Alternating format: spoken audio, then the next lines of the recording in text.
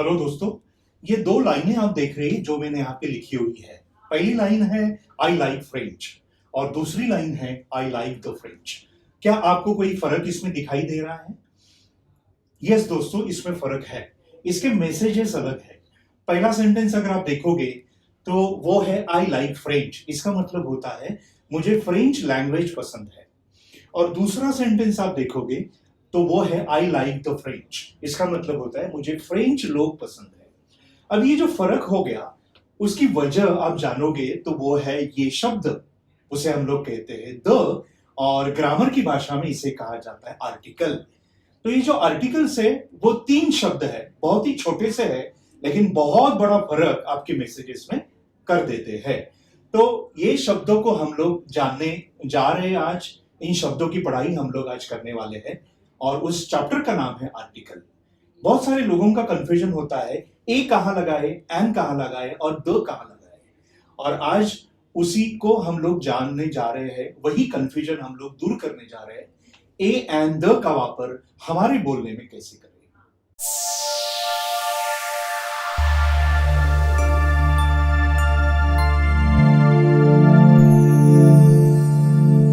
Hello दोस्तों, मैं देवेंद्र और ये स्पीकवेल डेली इंग्लिश चैनल पे आपका स्वागत करता हूं। आज हम लोग सीखने जा रहे हैं आर्टिकल्स ए एंड डी। तो ये आर्टिकल के दो प्रकार होते हैं, एक है डेफिनेट आर्टिकल, वो है द, और दूसरा है इनडेफिनेट आर्टिकल, वो है ए और एन। डेफिनेट नाम से ही आपको पता चलता है कि कुछ निश्चित है, निश्चित इंफॉर्मेशन किसके बारे में, नाम के बारे में। तो किसी भी जो कॉमन नाउन होते हैं उनके बारे में आपके पास अगर निश्चित इंफॉर्मेशन हो तो उस कॉमन नाउन के पहले द लगाया जाता है। फॉर एग्जाम्पल, आपको आपके बॉस ने ऐसे बताया हुआ है कि आज एक इंसान आने वाले हैं और उनसे मुझे बात करनी है। तो जैसे वो इंसान आते हैं, वो व्यक्ति आती है, तो आप अपने बॉस को बताते हो the person is waiting for you. इसका मतलब क्या होता है? और ये आपने क्यों लगाया द? क्योंकि आपको पहले से पता था। समझो आपको पता नहीं है, आपके बॉस ने आपको बता के नहीं रखा है कि कोई व्यक्ति आने वाला है, या वो भूल गए हैं और वो व्यक्ति, वो इंसान आपके ऑफिस में आ जाता है और आप अपने बॉस को मैसेज देते हो, sir a person is waiting for you. Now you must have understood the difference. पहला मैंने क्या कहा कि आपको उस व्यक्ति के बारे में पता है, आपको बताया गया है कि ऐसी एक व्यक्ति आएगी जो मुझे पूछेगी, मेरे बारे में पूछेगी और उनको ये काम रहेगा। तो आपने शुरुआत कैसे की? The person is waiting for you. But जब भी आपको पता नहीं था, जबकि आपको कुछ भी जानकारी नहीं थी, तो आपने शुरुआत कैसे की? अ पर्सन इज वेटिंग और person is standing in the office और at the door. So this way we use this definite and indefinite article. Definite मतलब जैसे मैंने कहा कि आपको निश्चित इंफॉर्मेशन उस व्यक्ति, वस्तु और परिस्थिति के बारे में है, और इनडेफिनेट का मतलब होता है आपको कोई भी जानकारी उस व्यक्ति, वस्तु और परिस्थिति के बारे में नहीं है। तो दोस्तों, दोनों के डेफिनेशंस हम लोगों ने समझ लिए। दोनों के डेफिनेशन के अनुसार उसका उपयोग कैसे करते हैं ये भी समझ लिए। अभी हमें एप्लीकेशन समझने हैं कि definite article and indefinite article के एप्लीकेशंस, मतलब वो कौन से सेंटेंस में इस्तेमाल होते हैं और कहां पे इस्तेमाल होते हैं। तो पहले हम लोग देखने जा रहे हैं एप्लीकेशन ऑफ द, या दी भी कहा जाता है। हम लोग ये बाद में समझेंगे और द और दी में क्या फर्क है। तो इसका पहला जो एप्लीकेशन है, इस दुनिया में जितने भी यूनिक ऑब्जेक्ट्स है और एक ही ऑब्जेक्ट है या वस्तु है, उसके पहले ये आर्टिकल का हम लोग उपयोग करते हैं। फॉर एग्जाम्पल, द सन, सन एक ही है। द अर्थ, अर्थ एक ही है, राइट। द प्रेसिडेंट, कोई भी कंपनी का प्रेसिडेंट एक ही होता है। द जनरल मैनेजर, कोई भी कंपनी का जनरल मैनेजर एक ही होता है। द सीईओ, कोई भी कंपनी का सीईओ एक ही होता है। The sky, the moon. तो ये सारे जो ऑब्जेक्ट्स है वो दुनिया में एक ही है और यूनिक है, इनके जैसा कोई है नहीं, और इसी के लिए द का इस्तेमाल हम लोग इस ऑब्जेक्ट्स के पहले, या तो जो यूनिक है उसके पहले करते हैं। द का दूसरा एप्लीकेशन है adjective referring to a group. For example, the old, the young, the rich, the poor. तो ये सारे क्या है कि ये सारे एडजेक्टिव है, किसी ग्रुप को हम लोगों ने नाम दिया है। जैसे मतलब ओल्ड लोगों का ग्रुप तो मैं कहूंगा द ओल्ड, रिच लोगों का ग्रुप तो मैं कहूंगा द रिच, पुअर लोगों का ग्रुप होता है तो उसको रिप्रेजेंट करना होगा तो मैं कहूंगा द पुअर, और यंग लोगों का ग्रुप है तो मैं कहूंगा द यंग। ये इसका दूसरा एप्लीकेशन है।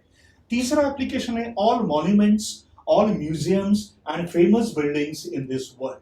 For example the Taj Mahal, the Eiffel tower, the Lal Qila. तो ये सारे जो म्यूजियम्स है और मॉन्यूमेंट्स है वो भी यूनिक है और इसके लिए इसके पहले द आ जाता है।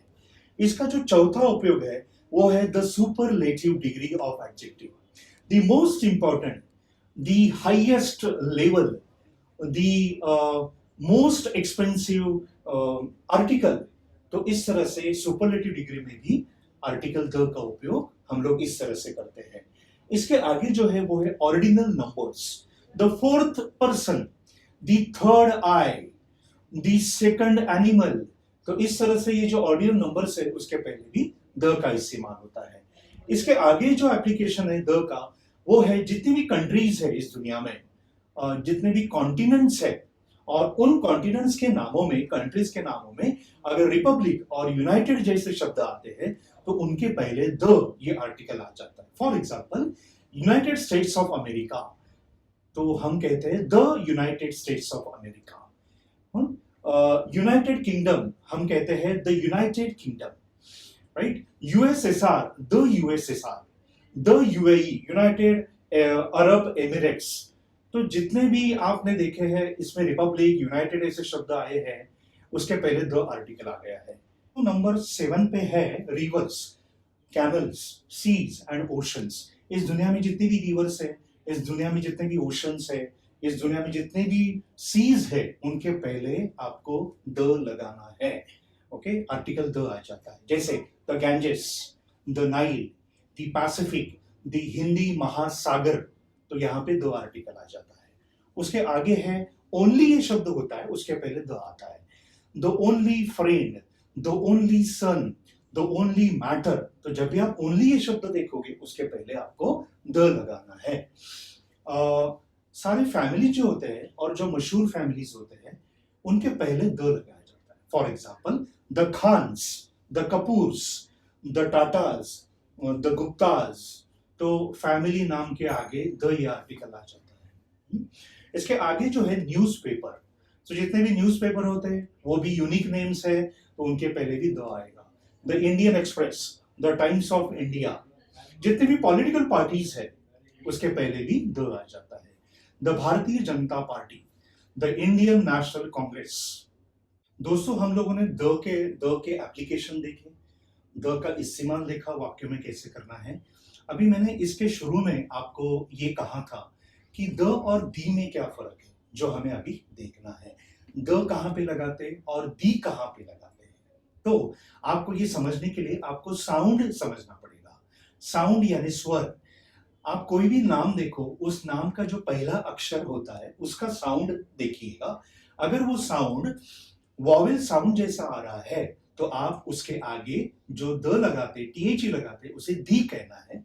और पहले लेटर का, पहले अक्षर का अगर साउंड कॉन्सोनेंट साउंड जैसा आ रहा है तो आपको द लगाना है। मैंने यहाँ पे कुछ एग्जांपल्स लिखे हैं, वो हम लोग देख लेते हैं। पहला नाउन है एलिफेंट। तो इसका जो पहला लेटर है उसका जो साउंड आ रहा है वो ई आ रहा है। ई, ये जो साउंड है वो स्वरों के साउंड जैसा है। आपको पता है कि 26 लेटर्स होते हैं और 26 लेटर्स में 5 स्वर होते हैं, ए ई आई ओ यू। तो ये स्वरों जैसा साउंड अगर पहले लेटर का आ रहा है नाउन के तो आप उसके आगे लगाते हो दी, राइट। और तो दूसरा एग्जांपल यहाँ पे एनिमल है तो एनिमल के आगे भी क्या आएगा, दी आ जाएगा, बराबर है। तीसरा लेटर यहाँ पे जो है, तीसरा वर्ड, तीसरा नाउन वो है पर्सन। तो उसकी शुरुआत प से हो रही है और इसका साउंड कैसे आ रहा है, कॉन्सोनेंट साउंड जैसा आ रहा है। इसीलिए इसके आगे जो लगेगा वो होगा द पर्सन, ना कि दी पर्सन। ओके, इसके आगे जो नाउन है वो है यूनियन। तो इसकी शुरुआत हो रही है य से। तो ये य जो है वो कॉन्सोनेंट साउंड है, वॉवेल साउंड है नहीं। आप यहाँ में फंसी मत, क्योंकि इसकी शुरुआत यू से हो रही है, लेकिन इसका साउंड जो आ रहा है वो य जैसे आ रहा है, इसलिए वो कौन सा साउंड है, कॉन्सोनेंट साउंड जैसा, इसलिए यहाँ पे जो लगाएंगे वो होगा द यूनियन। सिमिलरली आगे होगा द यूनिवर्सिटी और फाइनली आएगा दी इकोनॉमी। तो इस तरह से द और दी का वापर हम हमारे रोज के बोलने में करते हैं। तो दोस्तों आज के लिए इतना ही। मैंने आपको द का डेफिनेशन, द का वाक्य में इस्तेमाल और द के एप्लीकेशन और दी के भी एप्लीकेशन आपको बताए। आने वाले मेरे एपिसोड में हम लोग ए और एन का उपयोग सीखेंगे। ये आपको एपिसोड अच्छा लगा तो आप इसको सब्सक्राइब कीजिएगा, इस चैनल को, इसको लाइक कीजिएगा और फाइनली मैं द का उपयोग कर रहा हूं यहाँ पे। Click the bell and see you in the next episode. और एक्सरसाइज के लिए मैं आपको दे रहा हूं काफी सारे सेंटेंसेस, आप मुझे कमेंट्स में भेजिएगा द के सारे sentences. So thank you so much, see you again, wish you all the best.